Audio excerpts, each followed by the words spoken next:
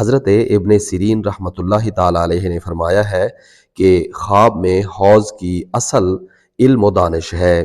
اگر دیکھے کہ حوض سے پاک و صاف پانی پیا ہے تو اس کی تعبیر یہ ہے کہ اسی قدر علم سے حصہ پائے گا،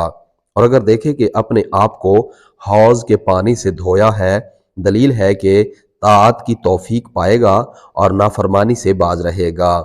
اور اگر دیکھے کہ حوض کا سارا پانی پیا ہے، دلیل ہے کہ عمر کو سلامتی سے گزارے گا اور اس کا مال زیادہ ہوگا۔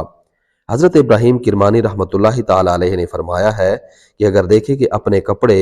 حوض پر دھوئے ہیں تو اس کی تعبیر یہ ہے کہ اس کے اہل بیت توبہ کریں گے اور دین کے راستے پر آئیں گے،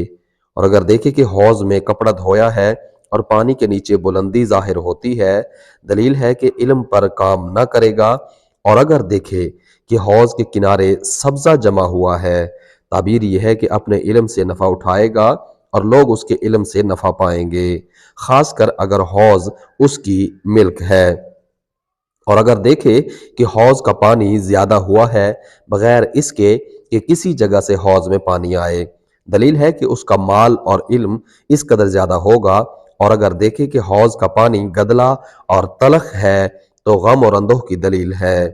حضرت جابر مغربی رحمۃ اللہ تعالی علیہ نے فرمایا ہے کہ اگر دیکھے حوض کا پانی پیتا ہے، دلیل ہے کہ کسی دولت مند آدمی سے مال پائے گا